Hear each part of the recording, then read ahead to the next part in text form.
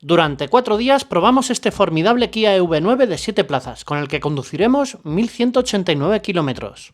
El Kia EV9 destaca por ser el buque insignia de la marca surcoreana. Se trata de un vehículo de grandes dimensiones y prestaciones que llega al continente europeo para rivalizar con vehículos de renombre como el Mercedes EQS SUV o el Tesla Model X. Y a pesar de tratarse de un modelo sensiblemente más barato, comprobaréis que está a la altura en muchos aspectos, incluso mejorando algunos de ellos. Este vídeo es un poco largo, por eso, como hago siempre, tendrá un índice, utilízalo para avanzar o retroceder hasta la sección que más te interese. Los contenidos que va a tener son: prestaciones e interior, eficiencia de carga en corriente alterna, pruebas de consumo interurbano, un viaje de ida y vuelta a Madrid-Burgos, opiniones y conclusiones. Recogemos este Kia EV9 que tiene dos parciales, uno con 157 kilómetros, 23,8, y el otro de 279 con un consumo de 24 kWh a los 100. Y nuestro primer recorrido con este Kia EV9 ha sido un San Sebastián de los Reyes, Torrejón de Ardoz, en total 32,5 kilómetros, consumo medio 18,2 kWh a los 100 kilómetros. Esto es genial porque significa que en este contexto, con una carga completa de este Kia EV9 tendríamos más de 500 kilómetros de autonomía real. A continuación desgranamos las prestaciones, dimensiones y habitabilidad de este Kia EV9 en su versión 7 plazas. Comencemos por sus prestaciones. Se trata de un coche de tracción integral con 385 caballos y un par motor de 700 Nm. Este coche, a pesar de sus enormes dimensiones, acelera en el 0 a 100 en 5,3 segundos. Cuenta con un sistema 800 voltios y una batería de 99,8 kWh útiles, que le otorgan una autonomía de 505 km WLTP en ciclo mixto. Aquí quiero hacer un inciso, y es que en algunas fuentes se habla de 99,8 kWh brutos, pero por las pruebas realizadas diría que son útiles.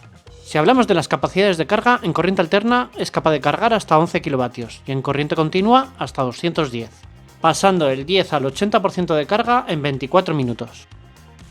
Se trata de un vehículo muy grande, 5 metros de largo, 2 metros de ancho y una altura de 1,75. La altura libre al suelo es de 17 centímetros y la distancia entre ejes de 3,3 metros y su peso de 2.625 kilos. El interior de este vehículo destaca de sobremanera, y no solo por sus acabados, que sin lugar a dudas catalogaría como premium, también por su enorme espacio. Y esto es algo que notamos nada más montar en este Kia EV9, tanto por la ausencia de plásticos duros como por las calidades percibidas. Como ya hace en el EV6, Kia de nuevo opta por una consola central nada intrusiva que ayuda a aumentar la sensación de máxima amplitud. Si nos vamos a las plazas traseras, vemos como en la configuración 5 plazas, el espacio de la segunda fila es mayúsculo. Viajar aquí es como estar en el salón de tu casa. De hecho, me recuerda enormemente a la sensación percibida cuando probamos el Mercedes EQS SUV. Vamos a ver la configuración de la tercera fila. Y si plegamos este asiento, veis que el hueco que queda quizás para las plazas traseras se queda un poco corto, pero claro, hay que tener en cuenta el amplio espacio que tenemos delante, así que lo que hacemos es llevar la banqueta un poco para adelante. Todavía tenemos hueco suficiente y ahora fijaros los asientos detrás. Fijaros en esta configuración, yo aquí podría viajar muy cómodo. Fijaros el hueco que todavía me queda para la rodilla, aproximadamente unos 4 dedos, y el hueco que le queda a mis pies. Vamos a ver qué tal entraría en las plazas traseras. Pues sorprendentemente tengo bastante hueco, aproximadamente entre un dedo y 2 dedos para las rodillas, y los pies, aunque no tiene mucho espacio, más o menos suficiente. Pero no podemos olvidar que yo mido 1,78 y mi número de pie es un 45. Pues ¿qué quieres que te diga? Aquí podría viajar relativamente cómodo. Y esta es la vista que tenemos desde aquí atrás. Tenemos asientos calefactados en las plazas delanteras y en la segunda fila, calefactados y ventilados. Otro detalle importante es que tenemos aquí una pantalla, un display en el que podemos encender el aire acondicionado, definir nuestra temperatura en esta segunda fila. Es genial porque tenemos salida de aire acondicionado para todas las plazas. Aparte tenemos conector USB-C en las plazas delanteras, 2 USB-Cs para la segunda fila, y en la tercera fila también tenemos otros 2 USB-Cs, uno a cada lado. Y ahora toca salir de aquí. Lo de las plazas de este Kia EV9 es brutal. Mogollón de espacio. Me está encantando. Este coche, la verdad es que me está encantando. La capacidad de carga del maletero es de 333 litros y tenemos un pequeño doble fondo donde tenemos guardada la bandeja del maletero, el kit antipinchazos y poco más, porque no hay mucho espacio. Cabe resaltar que a nuestra derecha tenemos un enchufe Suco por si en algún momento necesitamos enchufar cualquier dispositivo eléctrico, hasta una potencia máxima de 3,6 kilovatios. Con esto podríamos cargar otro coche eléctrico o recargar nuestro portátil. Aparte, tenemos estos 4 botones que nos permiten plegar uno a uno los asientos de la segunda y tercera fila. Si abatimos la tercera fila alcanzamos los 880 litros y si abatimos la segunda llegaremos a los 2393 litros. Fijaros el enorme espacio que queda y encima con unas vistas estupendas del cielo. Ideal para ver las estrellas por la noche y el resultado es que te entraría hasta un colchón. Y esto es lo que hacemos, transportar un colchón de 2 metros por 1,05.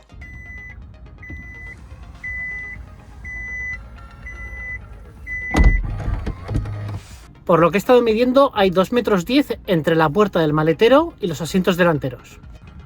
Luego la gente me dice que por qué salen las velocidades medias tan bajas cuando hago las pruebas. Y es que cuando estoy grabando esto, el coche está arrancado y el tiempo sigue corriendo. Y esto no es todo, porque además tenemos un pequeño maletero delantero de 52 litros. Y aquí tenemos el mini frunk o fraletero, que diría Lars, de este Kia EV9, ya veis, bastante pequeñito, lo justo para llevar cable de carga ocasional, cable tipo 2. Y aquí llevamos el adaptador para la carga con enchufe Suco para V2L. Porque este vehículo puede suministrar energía a cualquier otro dispositivo eléctrico hasta una toma de 16 amperios, 3 kilovatios, 3,6. Y esto está muy bien, la verdad. Es que los vehículos eléctricos de Kia, en este caso el Kia V6 y este Kia EV9, permiten sacar la energía de la batería para cargar otro vehículo eléctrico, para una cafetera, para el aspirador, para cualquier otro dispositivo eléctrico. Y como veis, aquí en esta parte trasera también tenemos otro enchufe Suco de una potencia máxima de 16 amperios, 250 voltios. Y ahora vamos a hablaros de su precio. Solo hay una versión disponible, la GT Line, y la encuentras en configuración 7 asientos con un precio de 85.100 euros y en configuración 6 asientos con un precio de 86.200 euros. Sus rivales en el mercado español son el BYD TAN, con una autonomía inferior, 400 km WLTP, es decir, 100 km menos, y un precio que arranca en los 69.990 euros. El Mercedes EQS Sub, que arranca en 141.161 euros y que es mejor en equipamiento y prestaciones, y el Tesla Model X, que tiene las mejores prestaciones de todos y un precio de 101.990 euros. A continuación verificamos la energía de más que gastamos en cada recarga en corriente alterna con este Kia EV9. Para ello realizamos 3 recargas y utilizamos los datos de nuestro Wallbox para verificar la energía que realmente hemos consumido. En la primera recarga pasamos del 38 al 100% de carga y consumimos 70,15 kWh. En la segunda recarga pasamos del 65 al 100% y consumimos 41,43 kWh. Y en la tercera recarga pasamos del 14 al 54% y consumimos 44,65 kWh. Si asumimos que la batería útil de este Kia EV9 es de 99,8 kWh, podemos determinar que en esa primera recarga hemos consumido un 13,3% más.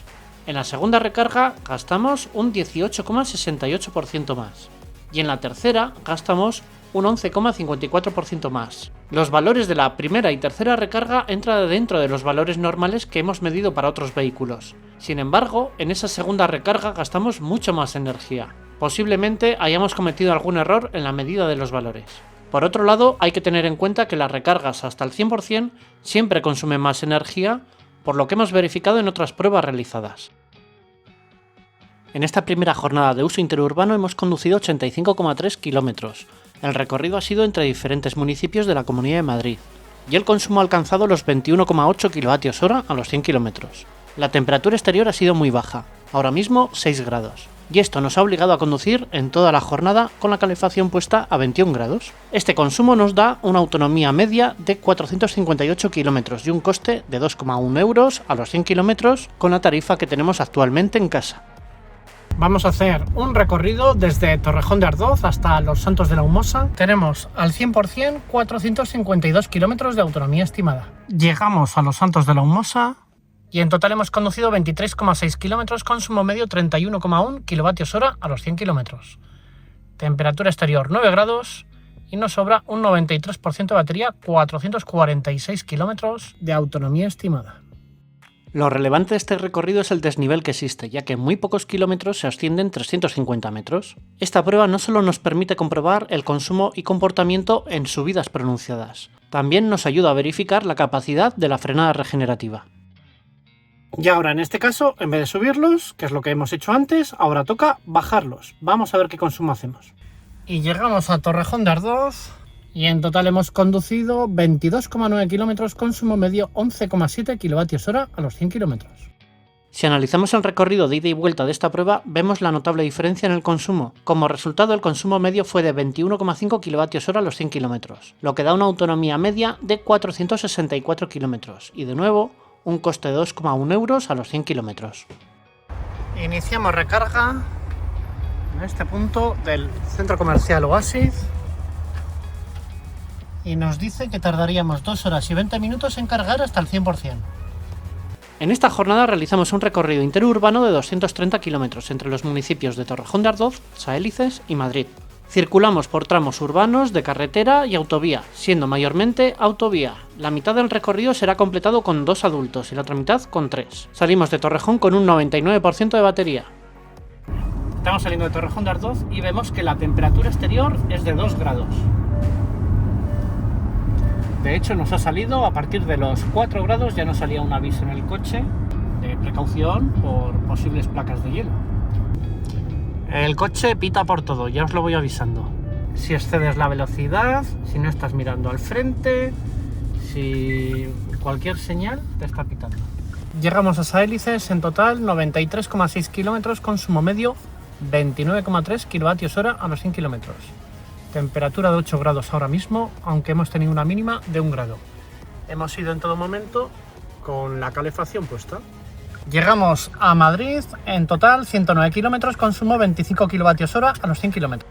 Llegamos a Torrejón de Ardoz y en total hemos conducido 233 kilómetros, consumo medio 25,8 kilovatios hora a los 100 y nos sobra un 42% de batería. Si analizamos este recorrido por tramos, de nuevo percibimos una enorme diferencia entre el consumo de ida y vuelta. No podemos obviar la altitud de Saélices de más de 900 metros, y en el tramo entre Madrid y Torrejón hay muchos tramos limitados a velocidades de 80 y 120 km hora, aparte del tráfico que es mayor. En resultado, pues un consumo más contenido. Como resumen, tendríamos una autonomía media de 387 kilómetros y un coste de 2,5 euros a los 100 kilómetros. Salimos desde Torrejón de Ardoz, vamos a hacer un recorrido aproximadamente de 200 kilómetros, tenemos un 97% de batería, 452 kilómetros de autonomía estimada. Este mismo recorrido de Torrejón a Saélices ya lo completamos en la jornada anterior, pero como veis, hoy vamos 6 adultos. Esta prueba nos permitirá determinar si el peso es un factor determinante en el consumo a velocidades de carretera y autovía. Y llegamos a Saélices tras conducir 93,7 kilómetros con un consumo de 28,6 kilovatios hora a los 100 kilómetros. Llegamos a Alcalá de Henares, hemos conducido 95 kilómetros con un consumo de 22,2 kilovatios hora a los 100 kilómetros. Y en este tramo fuimos 5 adultos en el coche. Y finalmente llegamos a Torrejón de Ardoz tras conducir 10,5 kilómetros con un consumo de 19,9 kilovatios hora a los 100 kilómetros. Si analizamos esta jornada por tramos y la comparamos con la jornada anterior, vemos que no hay gran diferencia en consumos porque el coche vaya lleno. Como se puede observar, los tiempos empleados fueron similares, así que parece que otros aspectos como el clima y la temperatura exterior afectan mucho más. Daros cuenta que, como se puede observar, la temperatura exterior fue superior en unos 4 o 6 grados en esta segunda jornada.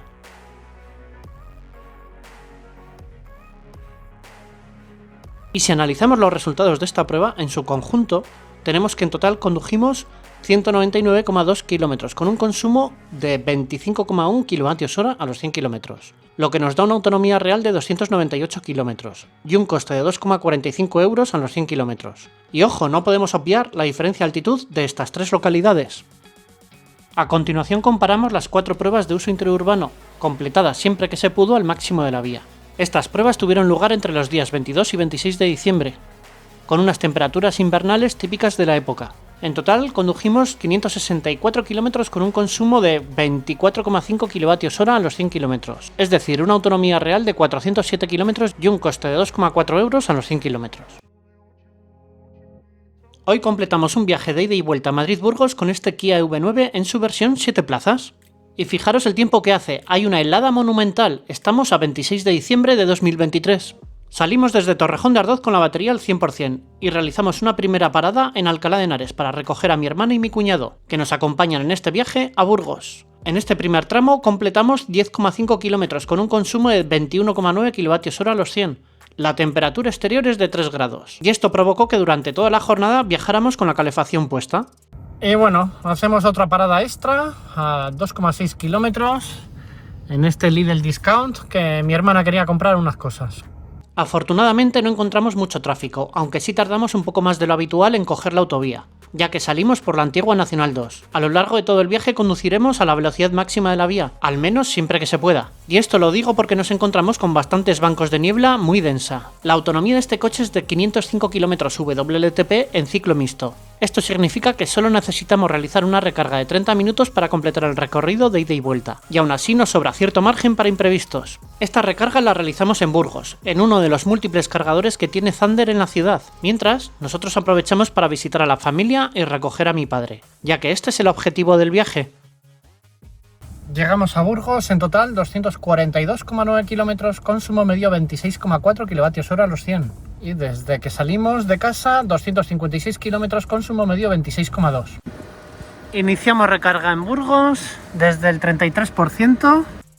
Estamos en un punto de 180 kilovatios, y en esta recarga pasamos del 33 al 87% en 32 minutos. No está mal teniendo en cuenta que este vehículo puede pasar del 10 al 80% en 24 minutos, pero eso sí, en un punto que supere los 210 kilovatios. Recuerda que lo normal y óptimo en los coches eléctricos es realizar recargas hasta el 80% en viajes. El coste de esta recarga fue de 33,67 euros. Si analizamos la gráfica de la curva de carga observamos que entre el 60 y 75% algo debió suceder porque la potencia bajó de los 150 a los 100 kilovatios. Quizás se debiera a que había otro coche cargando en el mismo punto al mismo tiempo. Tengo la impresión que no pudimos cargar a lo máximo que soporta este vehículo. Y estoy totalmente seguro que esta recarga podría haberse hecho en menos tiempo. Más adelante volveré a pedir esta unidad porque me encantaría repetir un viaje y comprobar esta potencia y curva de carga. Tenemos al 87% 349 kilómetros de autonomía estimada. Temperatura exterior 1 gradito. Y después de varias visitas vamos a realizar la última a Renuncio, un pequeño pueblo cercano a Burgos. Como veis, la niebla que nos encontramos es muy densa. De hecho, apenas vemos unos pocos metros delante nuestro. Las temperaturas se mantienen muy bajas. Y emprendemos el viaje de vuelta hacia Madrid. Salimos desde Renuncio y nuestro destino es Alcalá de Henares. Nos queda un 83% de batería. En total, entre las diferentes visitas realizadas en Burgos, hemos conducido 17 kilómetros desde que cargamos. La temperatura exterior es de 1 grado y seguimos con una niebla muy densa. Todo el trayecto de vuelta hacia Madrid fue conducido por mi cuñado y lo hizo a la velocidad máxima de la vía. Espero que esta experiencia les sirviera y también os sirva a vosotros para que veáis que se puede viajar en coche eléctrico en invierno, incluso con temperaturas muy bajas como las que tuvimos entre los -2 y los 3 grados. Resalto esto por todo lo que se está diciendo estos días en los medios de comunicación. Al alcanzar el 20% de carga en la batería nos salta el primer aviso de batería baja, pero para nosotros ya no es un problema, porque eso significa 76 kilómetros de autonomía estimada y solo nos quedan 18 kilómetros hasta Alcalá de Henares. Y tras 238,3 kilómetros llegamos a Alcalá de Henares con un consumo de 27,5 kWh a los 100. Aún nos sobra un 17% de batería. La temperatura exterior es de 2 grados. Y finalizamos nuestro viaje en Torrejón, donde fijaros la niebla que tenemos que está acompañada por una temperatura de -2 grados. Y desde Alcalá a Torrejón hemos conducido 10,4 kilómetros con un consumo de 20,6 kWh a los 100. La temperatura exterior es de -2 grados y seguimos con la calefacción puesta. Y si vemos el total desde que recargamos esta mañana, 267 kilómetros, consumo medio 27,2.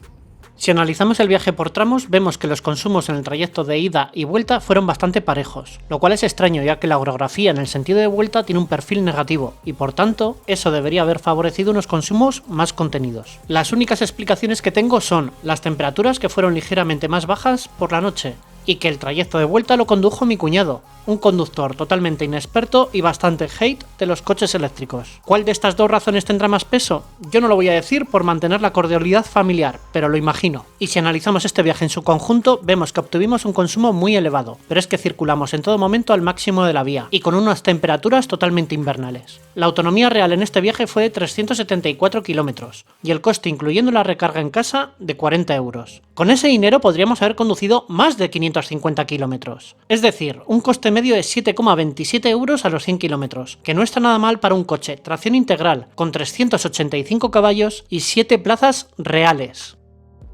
El comportamiento dinámico de este vehículo es fantástico, no le encontramos ninguna pega. De verdad que vas a viajar cómodamente, además el chasis se comporta muy bien, como digo, comportamiento dinámico excelente. La mayor ventaja, que es un 7 plazas reales. El mayor inconveniente, sus dimensiones, más de 5 metros de largo, casi 2 metros de ancho, bueno, más de 2 metros, incluimos los espejos, una altura considerable, casi de 1,80, altura libre del suelo de unos 17 centímetros, cuenta con un motor ubicado en cada eje que le otorga una potencia de 385 caballos, una barbaridad, 700 Nm de par, 0 a 100 en 5,3 segundos creo que es.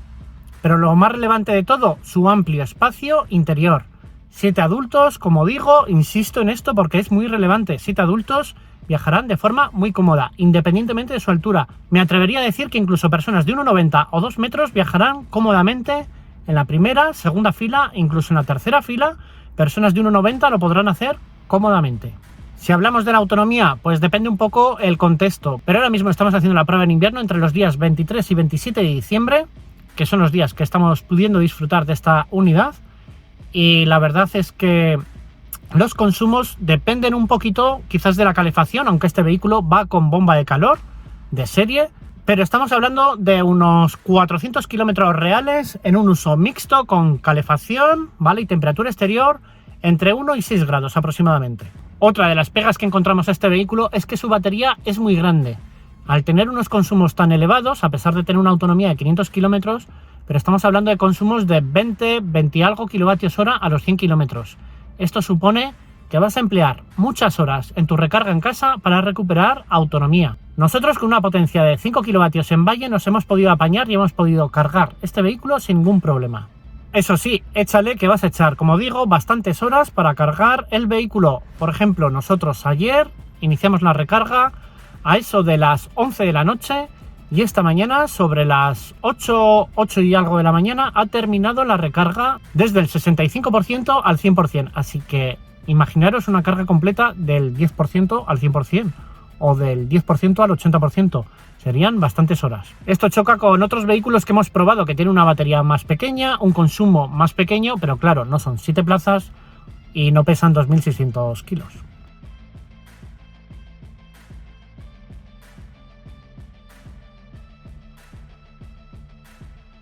Y nos toca devolver este Kia V9 con el que hemos recorrido un total de 1.189 kilómetros con un consumo medio de 25,5 kilovatios hora a los 100 kilómetros. Y dicho todo esto, espero que os haya gustado el vídeo. No olvidéis suscribiros al canal si no lo estáis ya, darle al botón de me gusta y nos vemos en el próximo. Por cierto, el próximo será el Polestar 2 Performance versión 2024.